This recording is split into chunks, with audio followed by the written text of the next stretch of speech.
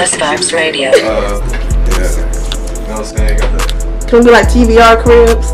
TVR crib? Yeah. Yo, that's lit. That's lit. Yeah, it's the people, it's the master bedroom. You know, that's where all the magic happens. Yeah, you see the bed is still made, so ain't no magic happening. So, you know what I'm saying? Just waiting on that moment. Where we keep, you know, all the fancy beverages. And the right beverages under the in Picasso. You got Picasso in your house? Yeah. That's Picasso for real? Oh. I said Picasso, right? That's awesome. Tomato, you ever want to call it. I'm DJ LJ, and I'm Miles the Great, and this is Timeless Vibes Radio.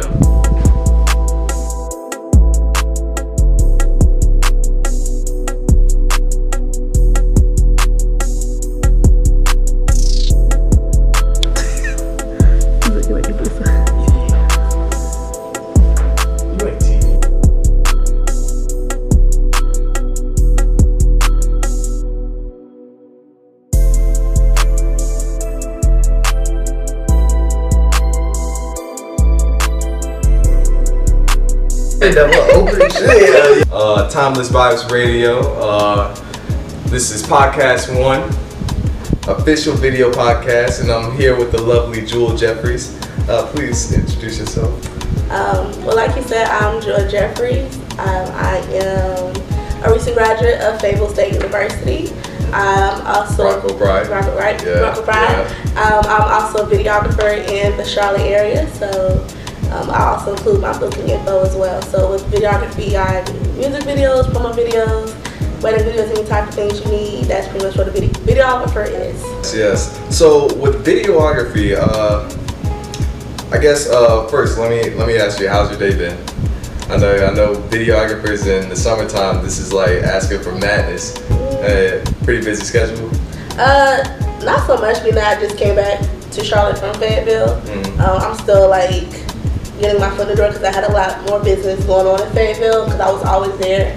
And now that I'm back home in Charlotte, I feel like I have to start over and kind of get my name out there like how I have to do in Fayettille. Yeah. So it's still like, I'm still not working progress on it, but it's coming along so far. It's still like moving slow. Yeah, that transition is something crazy. Like It is. Getting out of college and then getting into the real world, that thing will make you want to hop right on the bus back and get into school. I swear to God. What was the whole start, or like what was the whole come up, or your story getting into videography? Well, videography for me, it started with my YouTube channel, which I currently have. So my YouTube channel name is TVR Jeffries. It started with me like doing college vlogs, and they would say, yeah, follow that. It started with me doing college vlogs. I wanted to vlog about my experience at an HBCU because I know students will ask, so what is it like being at HBCU, or if you're looking at a school, you want to see what that school is about. So I know I would look up schools on YouTube to see what they're about. So that's how I started with blogs for people who want to see what Fayetteville State was about. And then I went from doing blogs for like some hair reviews, and I actually started on my iPhone. Well, no, I started on my Android, and then eventually went to the iPhone. And then from there, I was like, okay, you know, people sleep on the iPhone, but you can really do some good work on this iPhone. So from there, I invested into a camera. Probably like a year later, after I said, okay, I'm taking it kind of seriously. I want to see what more can I do. And from there, I just went and got myself a camera, and everything is still being ready. Nice. So like, I guess, what was one of your biggest starting obstacles getting started with doing videography?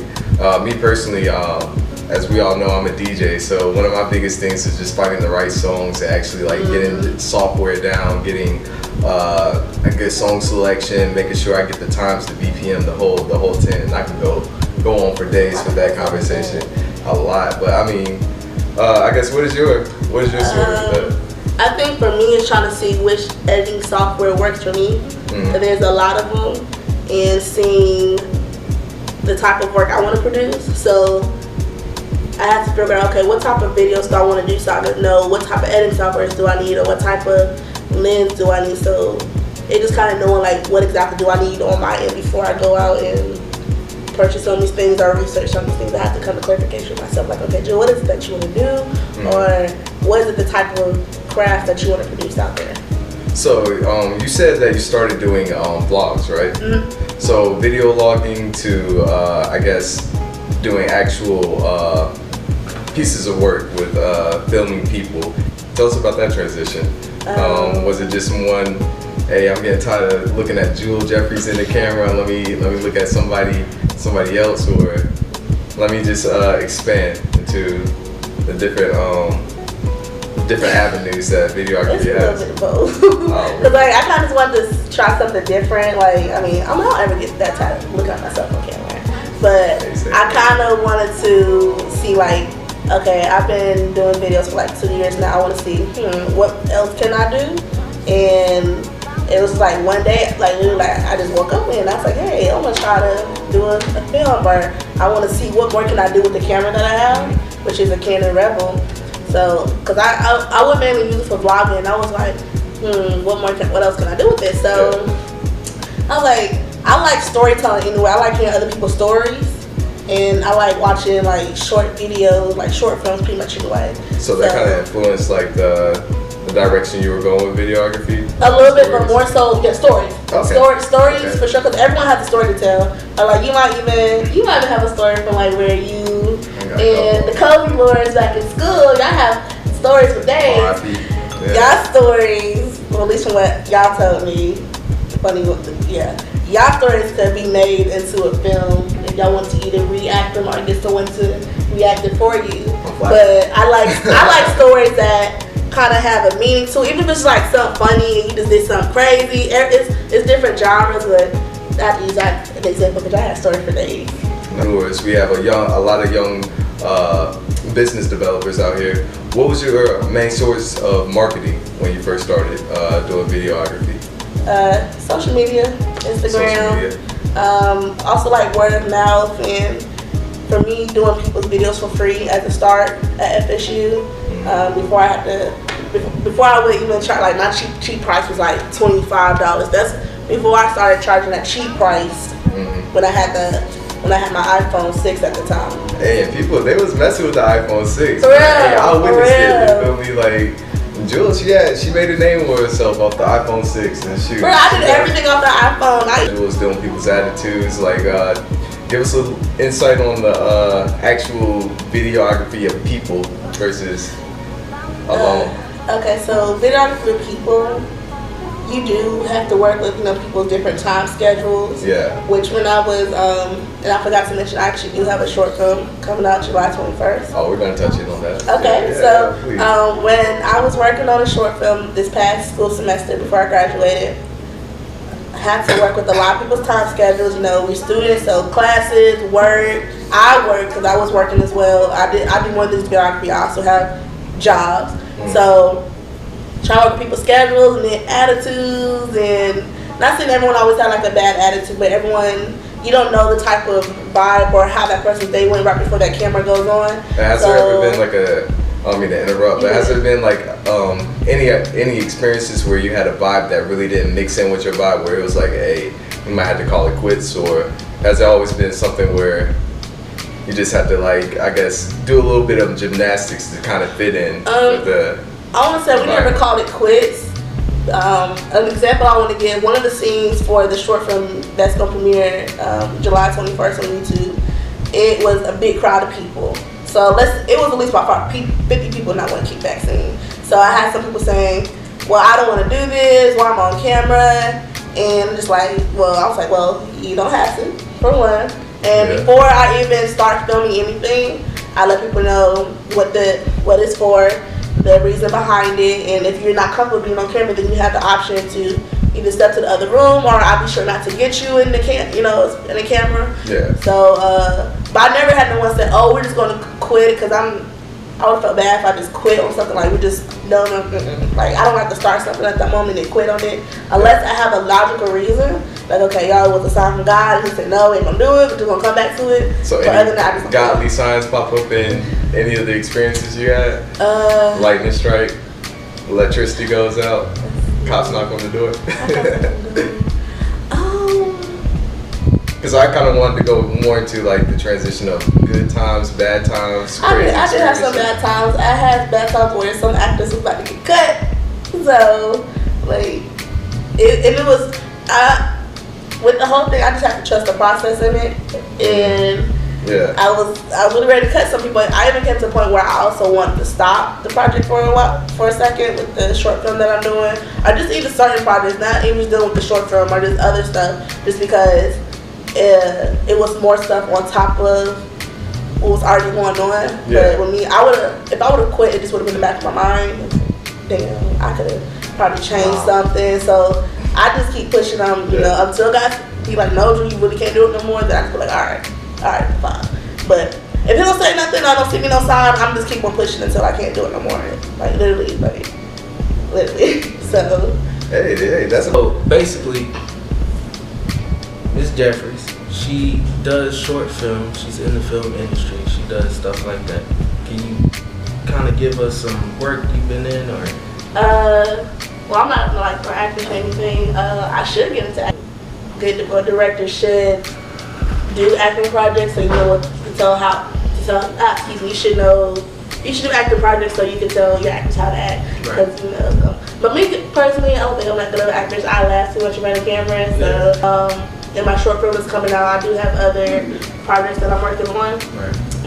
I'm going to start working on some of them after I come back from China. So, I'm going to study abroad next week. I feel bad doing the casting for that, like telling them like, no, I won't be able to get you on. How I do casting, I usually don't say no to people because I can always use people. Right. So even if I can't use you for like a specific role, like for you to have a lead part or anything, I always use people as extras, and that's how it was for my last casting call for my first one. A lot of people who didn't have the roles, because I can't cast everyone to have a role in the film. It just would have been too much. So I had at least about like 6 main characters probably, at least off the top of my head I can remember. And everyone else was like supporting roles, like you was either the student in the classroom, or you was the students from the kickback, or you was just there. So like, even if you don't have a role, you're still there. Like you're still gonna get recognized, you're still gonna get acknowledged, and I still thank you for your time. But I did mention that to people, like if you don't have like a little role, I always still need extras, and that's important. I always need extras. Right. So, with when you setting up the film and things like that, with your background and your extras, do you usually give speaking roles to those extras at all? If I feel the need to, but if it's something speaking role, it's something like slight, but I kind of go based off like my script that's been written, or the only time I'll change something with the script is probably like the day before if something else pops in my mind. I'm like, okay, y'all, we're gonna change it up because something else like just sparked my mind. Or if I see that maybe I do need someone else at the time of the setting, then I'll be like, okay, let's play with it and see how it looks. And if it's a no-go, I'll just delete the footage. I'll just leave it alone. But yeah, I haven't had that moment to where I had added somebody right then and there, like, hey, can you say this and that? But it has been times where the day before I did change something like a scene up. I was like, y'all, we're gonna change the scene up, and yeah. I do send them the script, but I also, before we start filming, I kind of go, like, I look at them just like I'm looking at you and talk to them as far as, like, the expectations I'm looking for. And for me, this is how I work. You know how some stuff can sound scripted? Yeah. So with my actors with this Blue Lovers Choral, they have a script, but like some of it's not word for word, like this is what I want you to say, this is what I want you to say. As long as you have the understanding of what the scene is about, because I don't like for stuff to sound like, oh, it's scripted. And then another thing, I had a challenging part as to what exactly I wanted them to say. Yeah. I'm like, okay, I don't want to sound corny either, so I was like, if y'all know, I explained to them, this is what this scene is about, this is what's going to happen, this is what this person does, but how are you going to say it? So we would go over like, okay, how are we going to say it? And then we probably did like 5 or 6 takes, maybe if it took that, just because it didn't work out the first time. I didn't like how you sounded, you could have been a little bit louder, or you were too much into this. Right. So that's how I work. That you might be able to speak on, like. Well, my actors, might have. as far as like the film and stuff. Yeah. Okay, well, my actors are all college students from Fayetteville State. I can say that. They're all different. Like I have one that's a rap artist. He does music. So not only were they helping me, but I also thought I helped them in a way, because for the one that was a music artist, it was like, well, I do music too, but this acting can also help as well. And it also helped another person I was in. He was like SGA president, and he said, "Well, I come to find out I have a passion for acting."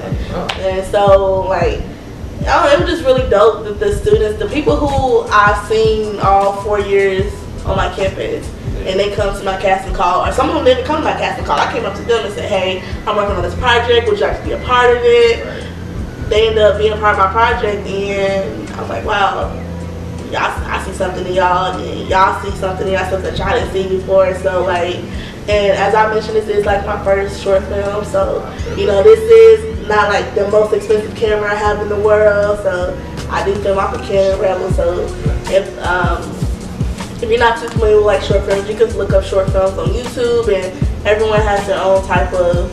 Right. Well, I have an idea for you. What's up? I just thought about it. Yeah. While we were singing.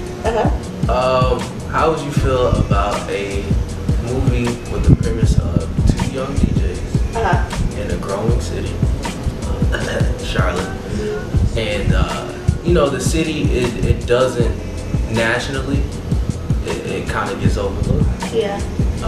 But the two young DJs become inspired, and they get into, I guess, a groove to where they become recognized to a broader aspect. I guess I'm still working on the details, you know? Yeah. But the broad point is basically those DJs have certain hurdles that they go through to become a bigger brand. Yeah. That's crazy that you mentioned that, because that's actually on my list of stories. Really? And I said, in females, it's always males doing it all the time, because at least before I even start doing videos, it's always males. And JT Visuals came about with, my name is Jewel, that's the first initial name, my middle name is Tiara. So, and I used to... Really, is Tiara? Yes, my middle name. My sister's name is Tiara. Really? Tiara. Tiera. Tier, like the ground. Exactly. So that's how I got JT together, because like I used to know a boy in high school named JT, and it's a boy, it's like a boy nickname. So yeah, see, exactly. So I figured, okay, what can I use as a name to still identify me, but not always like it says Jewel in it, but make it seem like, okay, if you see JT Visuals and you see my logo, it might be a boy. I don't got no girly colors on there. I got like red, gold. Just like, I try to make it like boy, not like boy colors, but refrain from like my favorite colors as a girl. So, and I'll show you my logo too later too, if you get a chance. But that's where JT Visuals came about. And with JT Visuals is like where I do my promo videos, the music video, whatever, and then with Lovers Quarrel, that's under JT Films. That's separate, and that's a different logo. So basically, my next point was, you know, you mentioned to me in your industry, it's really male kind of, the males are kind of prospering from your industry. Have you ever felt like inspiration to kind of go the female and like, I guess the minority, like, so like the female minority route, in which, as an example, I noticed that, Issa Rae, I know you've seen Awkward Black Girl and all that stuff. Issa Rae, she kind of like, she created that lane, to be honest, for a lot of people of color, and as well a lot of females. Once Upon a Time. Yes. And Black Girl, Once Upon a Time, I think she had like, she kind of collaborated with this other company for like Rooming Lover Friends. Yeah, she's really dope. But have you ever felt that you need to kind of, I guess, fill in that lane? Because she does do some stuff on YouTube currently, but I see she's mostly involved in her actual like show. Do you feel like you can kind of fill the lane, you know what I'm saying, with that one? So like, is there a way that you can kind of use that as motivation towards your own projects? I do, yeah. You do? Cause like, it's rare to see female directors or producers. I mean, you also have Oprah too, that we all know about. But to see someone else different, and then I don't know, just really inspiring to me. Cause all the time I read about, it's always males, and also because she's African American as well too. That's the biggest thing that came to me, because if you type in on Google, and you can do this now, anybody can do it, because I did it. I typed in like just movie directors or film producers, whatever, just directors. And it was only like 2 or 3 black people that came on that list. And it was just everyone white or, you know, this John Singleton and it wasn't I mean, it was probably like 2 or 3 black people on there. Spike Lee was on there, Tyler Perry was on there. Oh yeah, Spike Lee was on there. John Singleton, yeah. And everybody else was, and I'm always like, you know, I was reading up on people who I didn't even know about that wasn't from a different race. And I was like, okay, they did this film that I didn't know about, and I'm reading up on it, but I was like, we need more people of our color, we need more millennials doing things. Millennials is a big one because a lot of directors are kind of that 30, like mid. They're getting up there, and they're not going to do people like more of our age that's kind of interested in like the film production side of it. A lot of people just want to be actors for like exposure. Like I want to be actors, but not too many people want to be behind the camera. A lot of the actors we have now are actually realizing like, you know what, I need to be behind the camera. Like for instance, Michael B. Jordan. Yeah. He's known for being in front of the camera, like Panther, Creed, all that. But now he's getting into like producing, like Fahrenheit 451. Yeah, that's the 451. Yeah, so he's just now, and he's been in the, I guess, the acting industry since he was a kid. And he's just now like, you know what, I should be behind the camera. To be honest, like in my film class, I was one of maybe like 3 black people in that actually was thinking about being behind the camera without even being in front of the camera. Yeah. Like right now, I'm in front of the camera. Yeah. But me too. I'm never in front of my camera. Exactly. Like I don't want to be in front of the camera. I want to be behind the camera. Yeah. Which is, you know, I did the minor in film when I was in college, and I'm going back. So, but yeah, I'm saying that to say basically, like, what would you think would kind of motivate people of our demographic to want to be behind the camera instead of being in front of it? I would just first say look at the community that you're around. So we all come from like different areas. I look at your home environment. I'll probably look at the school you go to, or look at the people you're surrounded by, and see if you want to tell their story, if you want to tell your story. Or even, let's say, somebody at your school or your job place, and you probably don't talk to them that well, but just based off observing, maybe, because I know that's how it is for me. Like, there's just a lot of things I really want to focus on, and especially being I'm from Charlotte. I went, and I mentioned to you before, I went to West Charlotte High School, so like, I was around that area for a little while until I came back on this side of town. So being in West Charlotte and the environment I was at, there's just certain stories that I want to tell, but I'll tell it eventually. West Charlotte is West Charlotte. I don't know my high school like that. West Charlotte. It's different now, but I mean, when I was there, you don't know what West Charlotte is. You will know what West Charlotte is. But a lot of schools can possibly relate to West Charlotte. Let's say you in Atlanta, Georgia, or you all the way in Detroit, or